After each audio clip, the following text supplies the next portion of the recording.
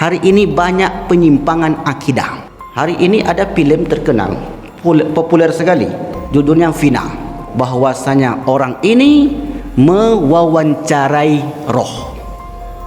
Ngeri, Pak. Jadi bukan manusia lagi yang diwawancaranya, arwah. Betul tak dia mewawancarai arwah? Atau sebenarnya siapa yang dia tanya itu? Atau pemberi informasi itu siapa?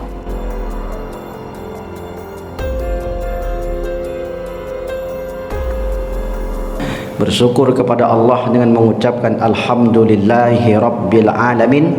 Berselawat kepada baginda Nabi, Allahumma salli ala Sayyidina Muhammad wa ala ali Sayyidina Muhammad.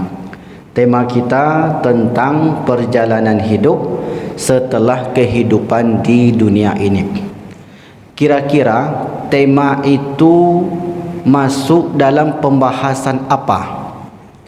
Apakah masuk dalam pembahasan fikih, tasawuf, sirah, atau akidah? Masuk dalam bab akidah. Baik. Nah, karena masuk dalam bab akidah, maka pembahasannya adalah perkara gaib. Karena bab akidah itu sebagian besarnya berbicara tentang perkara gaib. Bab akidah itu adalah rukun iman. Beriman kepada Allah, gaib. Beriman kepada malaikat, gaib. Beriman kepada Rasul, kita enggak jumpa.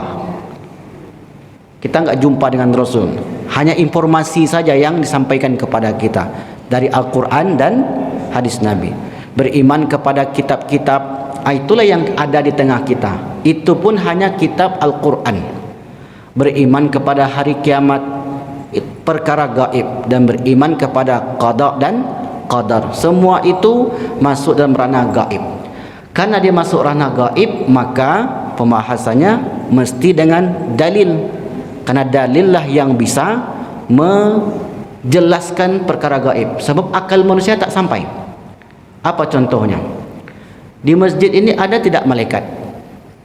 Ada. Nampak? Tidak. Terasa? Tidak. Kenapa kita katakan ada? Karena ada dalil. Ada dalil yang menunjukkan. Kalau beriman tak ada dalil tak bisa. Pokoknya saya percaya. Pokoknya itu doktrin namanya. Makanya ada dalil. Dalil inilah kita berpijak. Perkara gaib mesti dengan dalil. Sekarang begini. Di dalam diri manusia atau pada diri manusia itu ada 3 unsur. Ada unsur jasmani, fisik, yang mana unsur fisik ini akan habis. Ada masa habisnya. Kalau bahasa kasarnya ada masa kadaluarsanya. Itu bahasa kasarnya itu. Kalau bahasa halusnya dia akan menyusut, terus menyusut. Allahul ladzi khalaqakum min da'fin.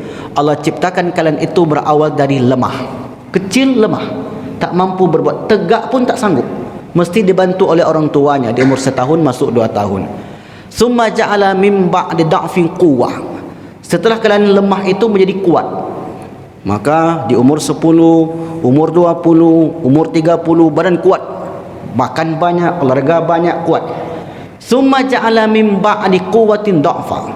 Setelah kuat itu kalian akan kembali kepada keadaan lemah lagi. Lemah ini masuk umur 45 mulai lemah. Umur 50 semakin lemah. Umur 60 semakin lemah.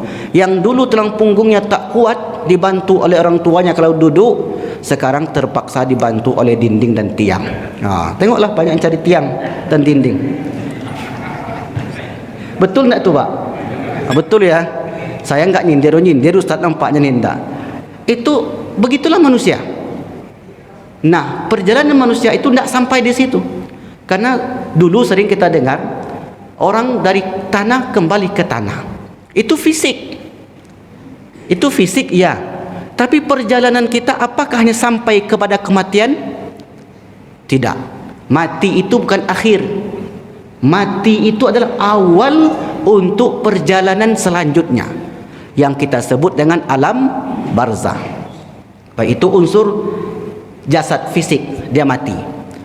Yang kedua ada unsur nafs, jiwa, juga mati. Kullu nafsin Za'iqatul maut, setiap yang bernyawa mati. Dua-dua ni mati Bapak Ibu. Tapi ada unsur yang ketiga, dia enggak mati. Unsur arwah atau roh. Maka kita bahas pada malam ini tentang roh. Roh itu dahulu Allah ciptakan di alam arwah. Dalilnya Quran surat yang ke-7 172. Diciptakanlah ruh di alam arwah. Setelah ruh ini sudah diciptakan, kemudian di alam yang kedua, di alam rahim, diciptakanlah fisik. Setelah berumur 120 hari, ditiupkan ruh ini ke dalam fisik janin tadi, kemudian hidup. Sekian bulan, pada umumnya 9 bulan 10 hari, ini hidup. Setelah itu dia ke dunia, di alam yang ketiga. Sekarang kita berada di dunia ini. Di dunia ini disebutkan oleh Al-Quran, Quran surat yang ke-36, surat Yasin ayat yang ke-68. Wa man nu'ammirhu nunakishu fil khalqi. Siapa yang kami panjangkan umurnya, maka kami kembalikan dia seperti dahulu kala. Kau dulu gampang lupa, waktu kecil di usia 60 juga gampang lupa, Pak. Ibu-ibu pun lupa, kecuali satu, duit 100.000 nggak akan pernah lupa. Tengok. Kembali lagi seperti itu. Nah, ketika sampai ajal kita mati. Mati fisik dengan jiwa tadi mati. Tapi ada unsur roh, dia tidak mati. Oke, masuk kita ke pengajian. Setelah roh itu berpisah dari tubuh kita, sekarang ada roh dalam tubuh kita? Ada. Dia akan selamanya di sini? Tidak. Dia akan berpisah. Saya bisa minum karena masih ada arwahnya. Kalau nggak ada arwah, dah mati, nggak bisa minum lagi. Itu tanda kita hidup. Meninggallah kita Bapak Ibu. Kemana kita setelah meninggal sebelum masuk ke barzah? Kemana kita? Kita belum ke barzah lagi Pak. Belum sampai ke alam yang keempat. Dunia sudah kita tinggalkan. Ruh sudah dicabut. Dicabut, arwah itu berawal dari kaki. Ini mungkin berkali-kali kita sampaikan. Tarik perlahan, naik ke lutut, kemudian naik ke dada, dada terasa sesak, kemudian naik ke kerongkongan, di kerongkongan ada tanda seperti orang ngorok, kemudian terakhir dicabut dari ubun-ubun, mata pun terbuka menengok roh itu dibawa. Idza qubidal arwah, apabila roh dicabut, tabi'ahul basar, diikuti oleh pandangan mata. Jadi nanti kalau Bapak Ibu tengok ada yang meninggal, matanya terbuka, tabalala, maka jangan takut. Itu bukan menakuti kita dia. Memang begitulah, dia tengok rohnya itu diambil oleh malaikat tadi. Nah, yang mengambil roh itu malaikat maut.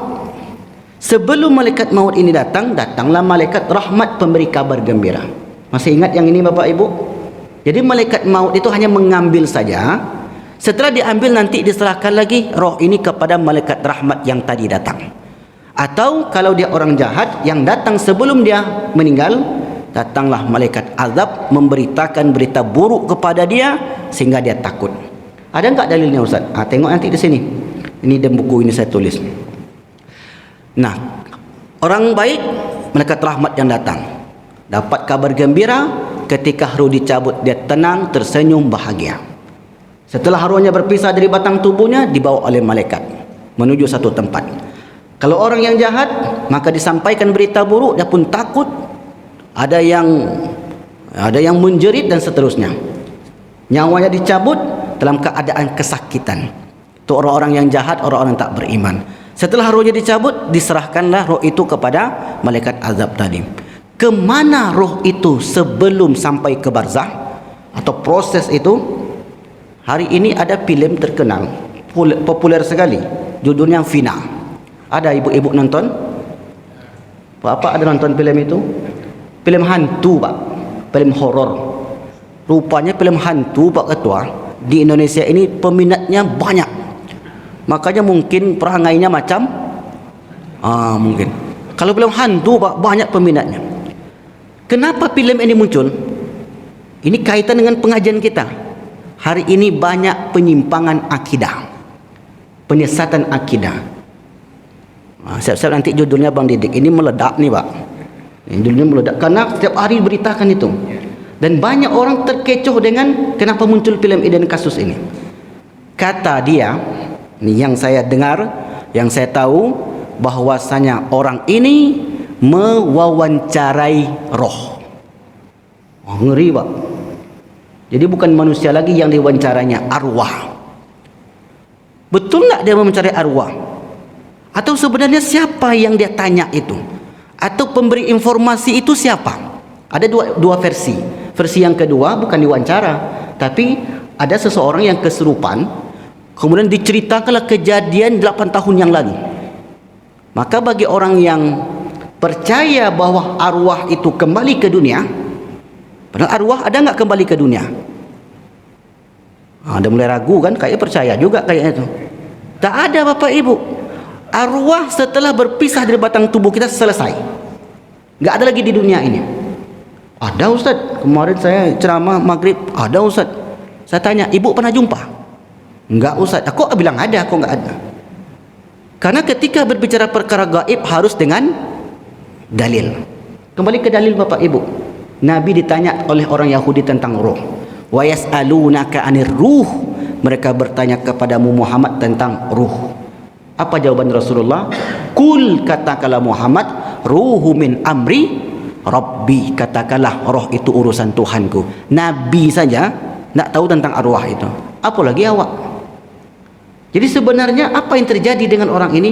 Itu adalah jin yang memberitakan. Bisakah jin memberitakan? Bisa. Bisa dengan dua cara.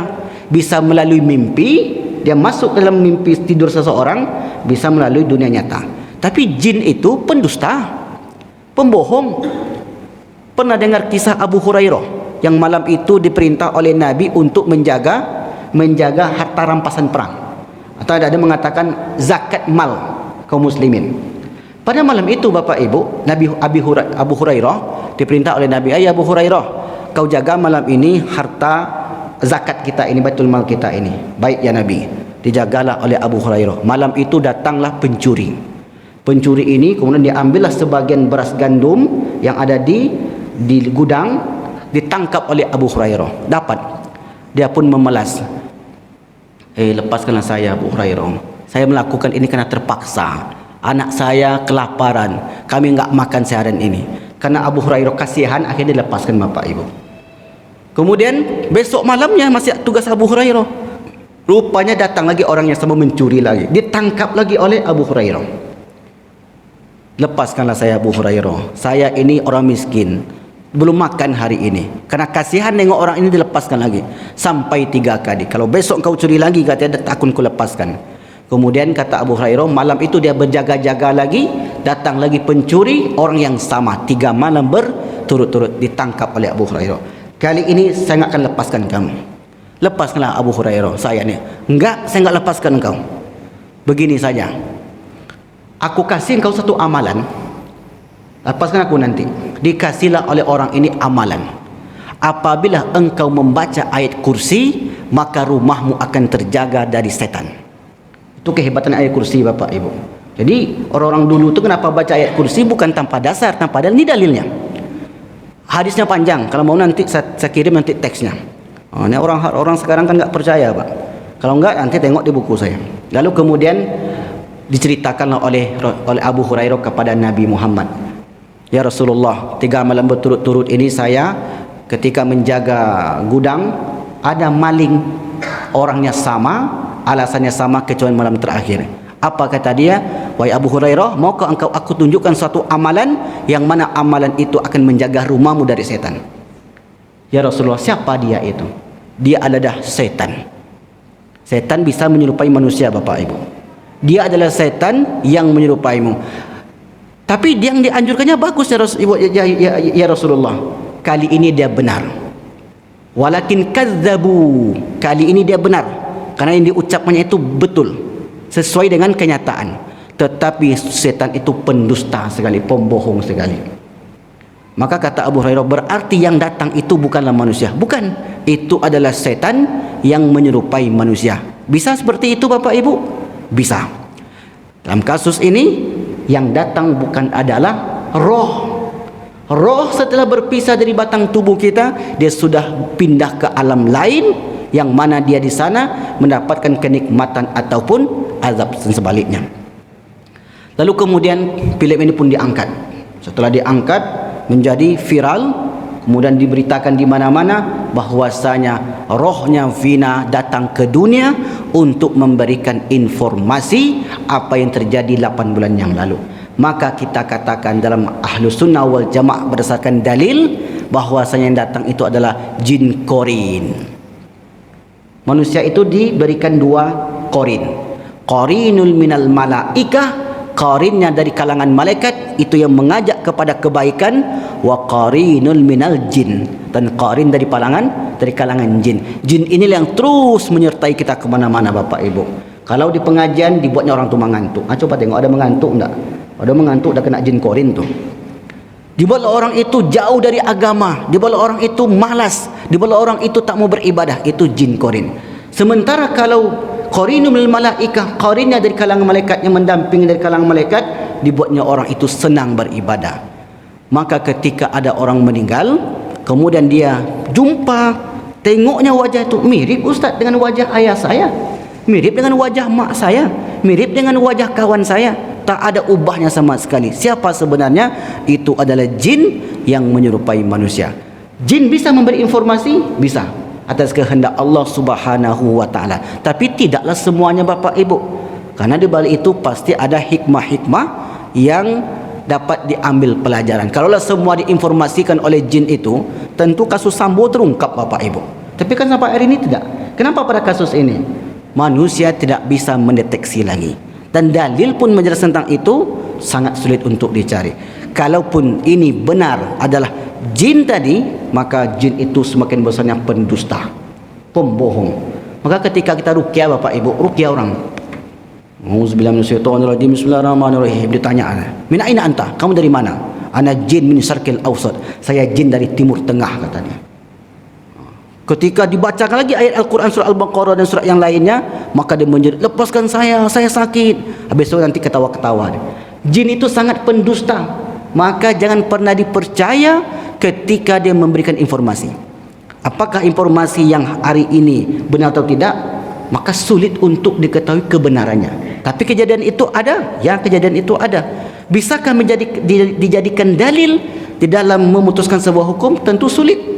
Karena berpedoman dengan jin, sementara jin itu sangat pendusta. Berarti pembahasan ini bukanlah roh yang datang kepada tubuh seseorang. Apalagi roh pulang ke rumah, pulang malam Jumat, pulang bulan suci Ramadan. Kalau rumahnya hanyut Bapak Ibu, macam saudara kita yang di Sumbar tu, tak ada rumahnya lagi, balik ke mana arwah tu? Kau tinggal di rumah dinas, dia Pak Ketua, meninggal suaminya tu. Rumah rupanya selama bekerja belum beli lagi. Simpan uang di bank, meninggal. Balik tak roh itu ke rumah? Kalau balik roh itu ke rumah, kata jemaah, Ustaz, kalaulah arwah istri, saya dulu punya istri Ustaz, meninggal. Kemudian kalaulah arwah itu balik ke rumah Ustaz, baca Kak bin Ambo Ustaz. Ngapa gitu Pak? Ambo nikah lagi 5 tahun kemudian. Tinggal di rumah yang sama, di tempat yang sama. Kalau memang arwah istri satu balik ke rumah Ustaz, pasti ini berkelahi ni. Tapi sampai hari ini aman-aman saja. Karena roh itu sudah enggak di dunia ini lagi. Roh itu Bapak Ibu yang dimuliakan Allah Subhanahu wa taala, kita masuk ke dalil dijelaskan oleh Al-Quran surat Al-A'raf. Keberadaan roh setelah berpisah dari jasad. 46. Surah Al-A'raf ayat yang ke-40. Silakan Bapak Ibu tengok. Saya lupa Bapak Ibu apakah ini sudah dibahas atau belum. Ya, kalaupun sudah maka berarti mengulang kaji. Kalaupun belum berarti ini kaji baru. Tapi insya-Allah nanti ayatnya mungkin sama, hadisnya sama, tapi contohnya bisa berbeda. A'udzubillahi minasyaitonirrajim. Bismillahirrahmanirrahim. Innal ladzina kadzdzabu biayatina. Sesungguhnya orang-orang yang mendustakan ayat-ayat kami, wastakbaru anha, kemudian mereka sombong, tidak melakukan perintah Allah. La tufattalahum abwabus sama. Jangan engkau bukakan bagi orang ini pintu-pintu langit. Saya makan dulu sini. Saya berhentikan di sini. Sebagian orang memahami ayat ini Bapak Ibu. Kan buktinya Ustaz ditutup pintu langit itu sehingga dia enggak bisa ke langit. Kita ke langit dulu Bapak Ibu untuk untuk mengkonfirmasi apa saja yang sudah kita lakukan. Jadi ada orang memahami ini, ayat ini Ustaz menunjukkan bahwasanya roh orang jahat itu tinggal di kayu beringin, tinggal di rumah kosong. Ini kata ini Pak, tinggal di tempat-tempat angker. Makanya kalau ada anak demam itu kesapu itu Ustaz. Jadi sananya ada kerja roh itu menyapu orang Pak saya. Ada Pak Imam. Pak Imam pernah kesapu sama jin tak? Ambo pernah. Saya pernah Pak. Kesapu sama John. Bukan jin, John yang nyapu. Ustaz, Assalamualaikum kata dia. Ada jamaah saya namanya di kajian subuh Ujung Batu. Siapa namanya tu? Lupa pula saya namanya, Pak John tu. Dia selalu ngubung saya. Nelpon saya tu John. Kalau jin enggak pernah. Nah, kemarin ada yang meninggal di dekat Masjid Raya ni. Ini kata dia, sekarang ni Ustaz, ini lagi takziah ni Pak. Sebelum takziah, sekarang ni Ustaz, arwah itu sedang berputar-putar di rumah ni Ustaz. Sedang di sini dia. Oh gitu Pak. Ya. Oh, kenapa Pak? Ya karena dia balik, dia tengok ke rumahnya. Kalau orang enggak punya rumah gimana Pak? Saya bilang. Enggak mungkin lah enggak punya rumah dia. Kenapa pula enggak mungkin? Banyak orang hidup ni enggak punya rumah. Itu anda tahulah itu Ustaz kata dia. Karena perkiraan-perkiraan saja. Ada sebuah keyakinan Bapak Ibu. Jadi karena yakinnya orang ini, sehingga kemudian setelah suaminya ini meninggal, keluarganya ini meninggal, disiapkanlah satu rumah kamar kosong di rumah itu. Diletakkan situ nasi tumpeng, letakkan itu rokok Marlboro, letakkan macam-macam Pak. Ditanya, kenapa lakukan itu? Kebiasaan suami saya itu saat semasa hidup inilah rokok dia. Nanti malam segini ini pulang dia melakukan hal yang sama, dia merokok juga nanti. Masih ada enggak seperti itu Bapak Ibu? Masih. Tidak ada yang namanya roh kembali ke dunia. Nah, roh tadi yang dikatakan Allah la tufattahu lahum abwabus sama. Jangan bukakan bagi orang ini pintu-pintu langit, wala yadkhulunal jannata, sampai dia masuk, dan jangan masukkan ke di surga di barzah hatta yalijal jamalu fi sammil khiyat, sampai unta masuk lubang peniti. Jadi mereka ini enggak jadi sampai ke langit untuk melaporkan apa yang mereka buat, maka langsunglah mereka ini dibawa ke Sijin. Namanya Sijin. Ada keterangannya Ustaz? Ada. Dari Barok bin Azib. Ini hadisnya Bapak Ibu. Dari Barok bin Azib anna Rasulullah bersabda, zakara, menyebutkan qabada ruhil fajir, ketika roh orang-orang jahat itu diambil. Maksudnya pelaku dosa ketika akan meninggal itu diambil rohnya. Wa annahu yus'adu biha ila sama. Roh itu pertama kali dibawa ke langit dulu.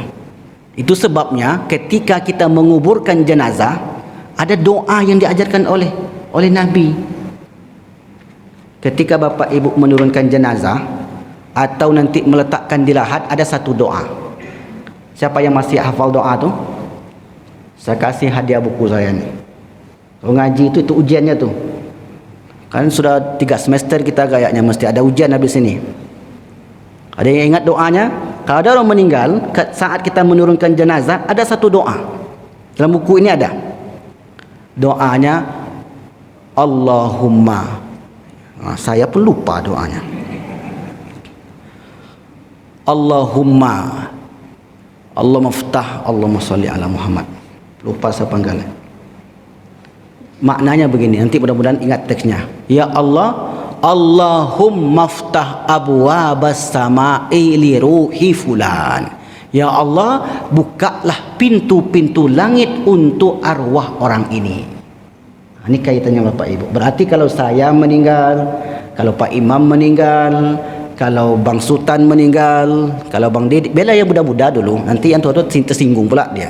Mentang-mentang Ustaz ni katanya. Semua kita meninggal, fisik kita masuk ke kubur. Selesai di situ 4 hari, 5 hari, seminggu, habis dimakan tanah. Perjalanan kita ke mana? Roh diambil, dibawa ke langit. Bukan saya mengatakan Bapak Ibu. Ustaz ni mana-mandai ini enggak. Wa annahu yus'adu biha ila sama, dibawa ke langit. Berarti kalau kaitan dengan kasus Vina tadi, bukanlah roh yang datang, tetapi jin yang masuk ke tubuh orang ataupun jin yang menyerupai seseorang, itu bisa. Tentu atas kehendak Allah Subhanahu wa taala. Roh sudah langsung. Qala fayas'aduna biha. Naiklah roh itu ke langit. Fala tamurru ala mala'in minal malaikati illa qalu. Tidaklah roh ini masuk ke pintu-pintu langit. Langit itu kan banyak bertingkat-tingkat. Ke pintu-pintu langit illa qalu, kecuali malaikat-malaikat penjaga langit itu bertanya, ma hadhihi ruhul khabithah, ini roh yang buruk, ini roh siapa ini kamu bawa ini? Siapa orang ini? Kenapa aromanya bau sekali, kata malaikat itu? Siapa ini orang? Disebutkanlah Bapak Ibu, fayaqulun, maka para malaikat yang membawa tadi, fulan, ini si anu ni, bi akbahi asma'ihi allati kana yud'a biha fid dunya, yang dulu di dunia dia ini selalu melakukan perbuatan buruk sehingga namanya tercemar di kalangan para malaikat. Malaikat turun 2 kali sehari. Betul tak Pak? Betul tak Pak Imam? Turun di waktu pagi dan turun di waktu sore. Untuk apa mereka turun? Membawa amal-amal kita. Ketika malaikat itu bertemu dengan Allah, Bapak Ibu, ditanya oleh Allah, ya ibadi, wahai hambaku malaikat, kaifa taraktum ibadi, dalam keadaan apa engkau tinggalkan hambaku itu? Dijawab oleh malaikat tadi, taraknahum wa hum yusallun, kami tinggalkan mereka dalam keadaan solat, dalam keadaan beribadah, dalam keadaan mengaji. Ada tak yang mengantuk di antara mengaji itu? Ada katanya, tertulis tu Pak.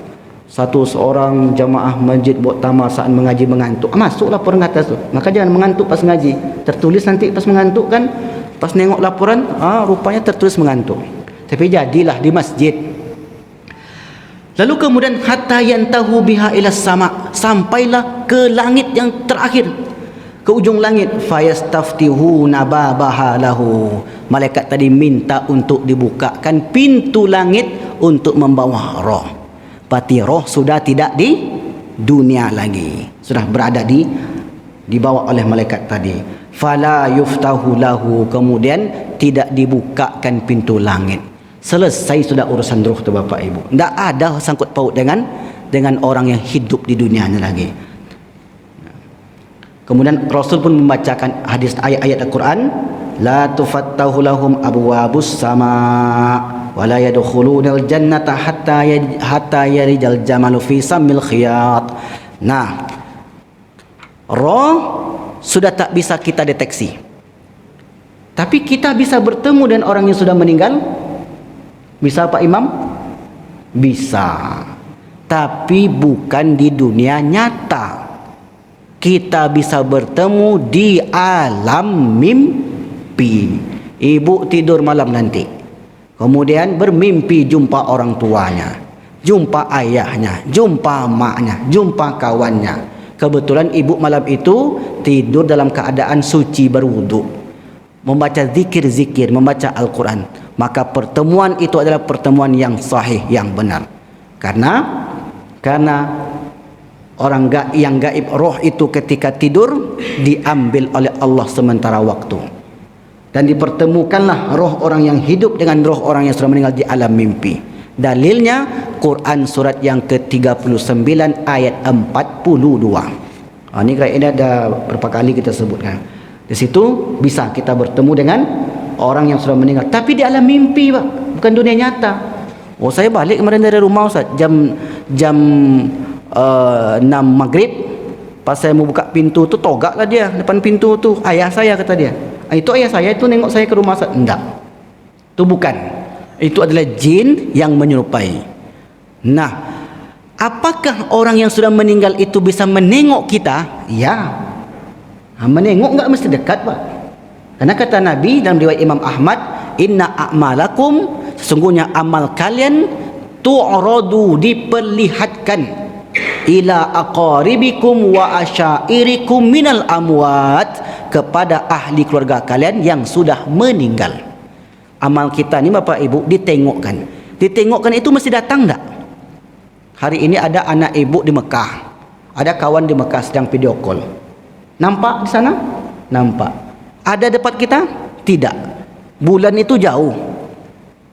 Ada kita di situ? Enggak. Nengok tu enggak masih jauh. Maka kata para ulama, amal-amal kita yang di dunia ini diperlihatkan kepada ahli keluarga kita. Kalau itu amal baik, istabasharu bihi in fa'alu khairan.